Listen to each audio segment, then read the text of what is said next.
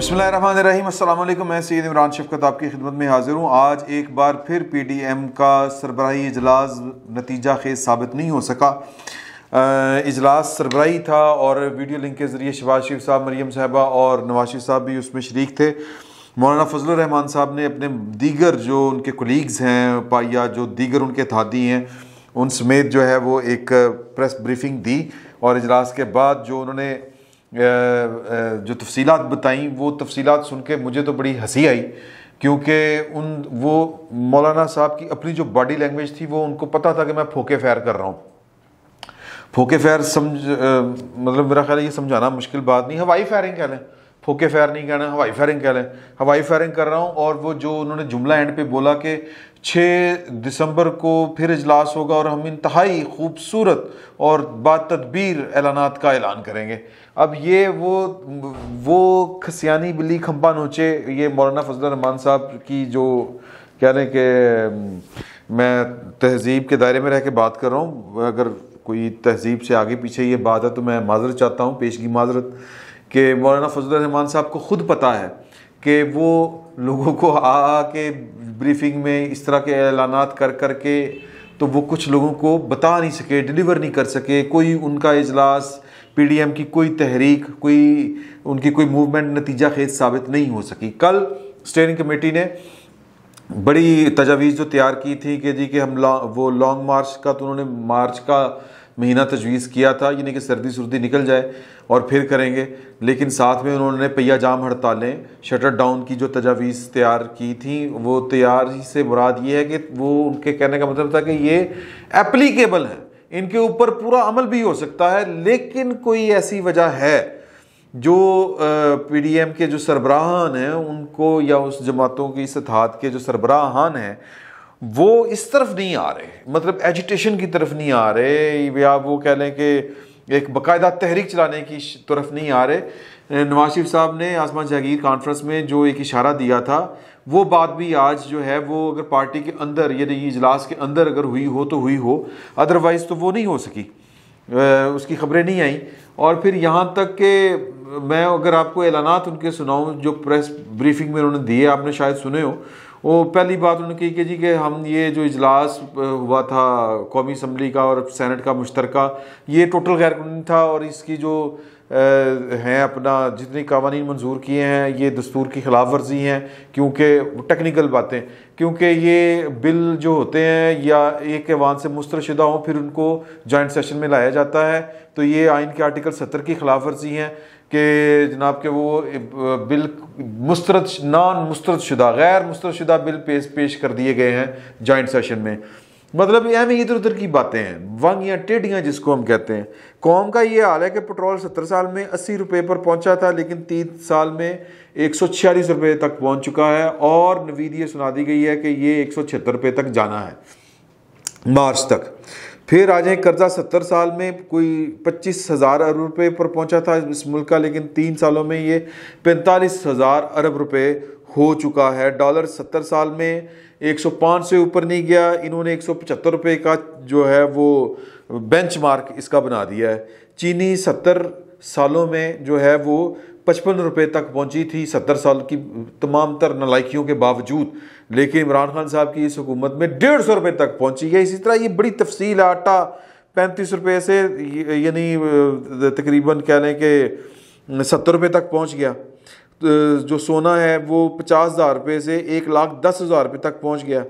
तो बड़ी इस तरह की बड़ी तफसीलात हैं, लेकिन ये सारी की सारी तफसीलें यूँ लगता है कि PDM के जो कायदीन हैं उनकी आंखों पर कोई पट्टी बंधी हुई है, लोगों की चीखें उनके कानों तक नहीं आ रही, शायद कोई कानों में रुई दी हुई है और वो भी बड़ी ठोस किस्म की रुई दी हुई है, उनको आवाज़ें नहीं आ रही, उनको कोई जवाब समझ नहीं आ रहा कि किस जवाब को, या फिर उनको ये कॉन्फिडेंस नहीं है कि अवाम के बलबूते के ऊपर कोई तहरीक चल भी सकती है और किसी नतीजे के ऊपर भी पहुंच सकती है। पता नहीं PDM को कोई गलत फहमी है कि पाकिस्तान में जितनी तहरीकें चली हैं वो पाकिस्तान की इस्टेब्लिशमेंट की आशीर्वाद के साथ चली हैं और वही नतीजा खेज साबित हुई। मेरा नहीं ख्याल कि किसी तहरीक के नतीजे में कोई बड़ी कामयाबी इन्होंने हासिल की है, क्योंकि ये हमेशा वो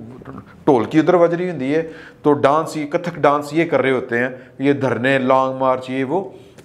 लेकिन जो होता है कि एक अवाम के बलबूते के ऊपर कोई तहरीक चले, वो अब मैं इसके ऊपर मिसाल आपको दूंगा हालिया दिनों में 2 तहरीकों की जो अवाम के बलबूते के ऊपर चली और उन्होंने बड़ी, वो जो कहते हैं ना जी, कि हिम्मत दिखाई लोगों ने भी और उनके सियासतदानों ने भी दी। पहली तहरीक हमारे हमसाये में ये किसान तहरीक चली, जिसके ऊपर वो काफ़ी लंबा अरसा चली और मोदी साहब ने माफ़ी मांगी इंडियन किसानों से, हाथ जोड़ के माफ़ी मांगी और फिर वो जो फार्म्स एक्ट था वो वापस लेने का ऐलान किया। दूसरा है सूडान में मार्शल लॉ लगा, लेकिन अवाम की तहरीक इतनी ज़ोर की थी और जाहिर है कि पॉलिटिशियन चला रहे थे और वो उन्होंने सरेंडर कर दिया वहाँ की फ़ौज ने अवाम के सामने और मार्शल लॉ वापस और आम इंतखाबात का ऐलान। तो ऐसा नहीं है कि ये दौर जो है वो अवामी तहरीकों का दौर नहीं है। ये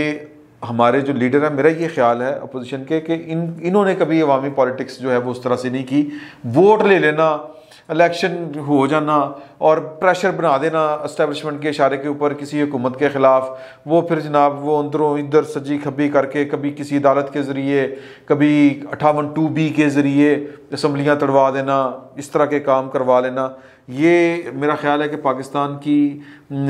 जितनी भी जमातें मैं जुमलातन कह रहा हूँ, मतलब वो मजमूई तौर पर जितनी भी जमातें किसी के भी हिस्से में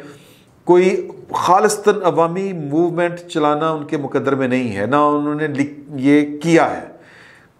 नवाज शरीफ साहब बेनज़ीर भुट्टो के ख़िलाफ़ चलाया करते थे तहरीक, एस्टेब्लिशमेंट का इशारा होता था।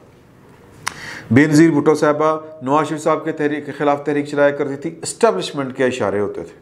और फिर वो 58(2)B का हथियार इस्तेमाल होता था। फिर जब 58(2)B नहीं रही तो 1999 का इनकलाब आ गया, क्योंकि नवाज शरीफ साहब ने गलती पर गलतियां ये की कि अपने जितने सियासी मुखालफिन थे उनको ठुड्डे ठुड्डे मार के इस मुल्क से बाहर निकाल दिया हुआ था। तो नवाज शरीफ साहब के ख़िलाफ़ ये जो 2014 में जो कुछ हुआ वो भी इस्टेब्लिशमेंट का इशारा था। और जनरल ज़हीरुल इस्लाम साहब और जनरल पाशा साहब की जो है वो रेशा दवाइयाँ, उनकी कारस्तानियाँ, वो अब किसी भी खुफिया रिकॉर्ड का हिस्सा नहीं है। लोग जो हैं वो ज़ुबान ज़द आम हैं, वो आम बातें करते हैं इसके ऊपर और उनकी तरफ से कोई कभी वाज़े अल्फाज में तरदीद भी नहीं की गई। तो मतलब फिर नवाज शरीफ साहब को जिस तरह घेर के, वो जिस तरह करके उनकी हुकूमत गिराई गई, वो भी अब चीज़ें वो राना शमीम साहब के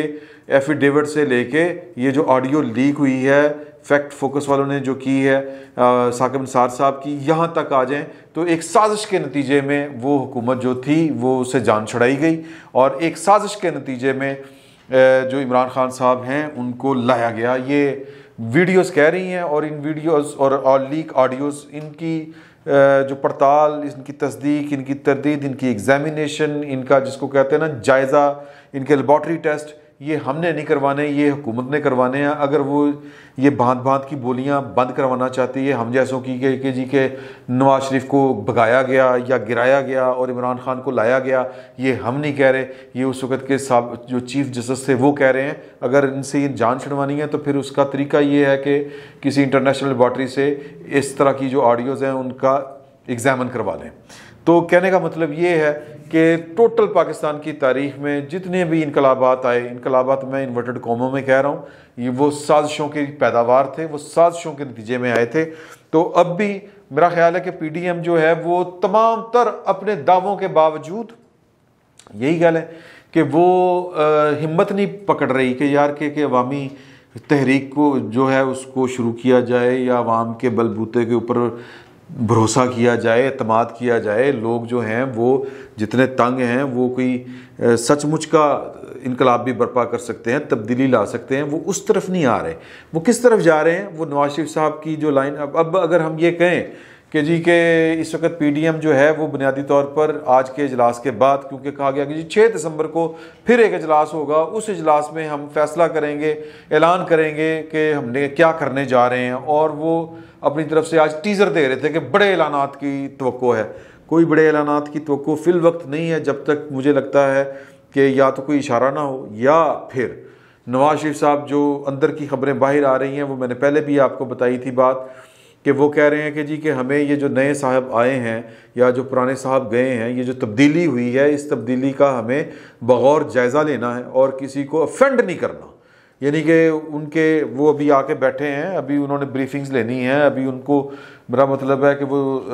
जो कहते हैं ना उनकी लाइनमेंट ठीक होनी है, वो चीज़ें सेट होनी है। अभी वो कहते हैं ना वो ज़रा मूड में नहीं कहना चाहिए कि ज़रा लाइन पे आए, ज़रा स्पीड पकड़ें या लाइन पे आए, अपने रूटीन के ऊपर आके बैठें, काम करना शुरू करें, तो फिर हमें पता चलेगा कि जो आने वाले नए साहब हैं उनका अंदाज़े फ़िक्र क्या है, उनका तर्ज अमल क्या है। तो अगर ये बात भी है तो भी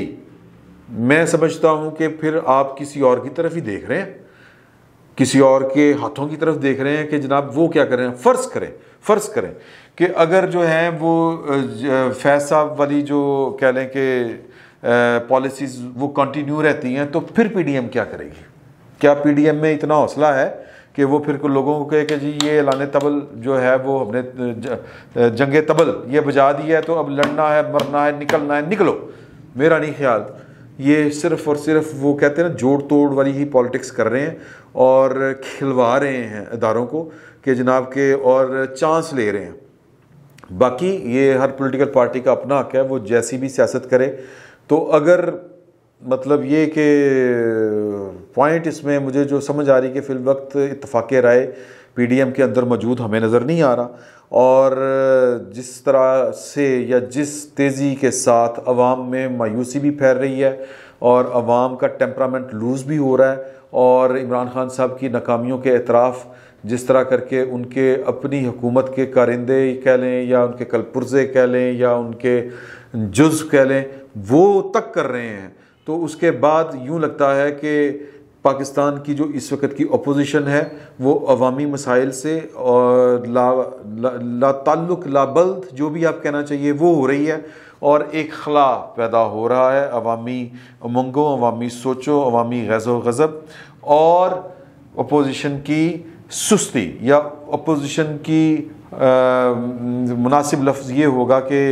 लातल्की कह लें, या कम से कम ये कह लें कि उनकी वो जो ज़्यादा सियानफ हम पंजाबी में कहते हैं कि ओवर स्मार्टनेस जो है वो उसमें, और अवाम के जो मसाइल और अवाम की जो इस वक्त कैफियत है, अवाम चाह क्या रहे हैं, उनकी जो ख्वाहिश है, उनके दरमियान एक मेरा ख्याल है कि खलीज है, एक गैप है, और वो गैप और खलीज जो है वो सियासत में खला बाकी नहीं रहते होते, कोई ना कोई पुर कर लेता है। अब ये देखने वाली बात है कि अगर अपोजिशन जो है वो अवाम के साथ आके अटैच नहीं होती, 6 दिसंबर को भी अगर यही कुछ होता है, तो फिर अवाम के पास क्या ऑप्शन बचती है, या फिर कोई और जो है कोई फ़ायदा उठाने वाला किस तरह फ़ायदा उठाता है। फिल वक्त जो पीडीएम है वो अपनी जो आपसी जो उनकी पसूड़ियाँ हैं वो उनमें घिरी हुई है, और अवाम जो है वो नज़रअंदाज हो रहे हैं। तो देखें 6 दिसंबर को वो कौन सा सांप अपनी पटारी से निकालते हैं। फिल वक्त इतना ही, बहुत बहुत शुक्रिया।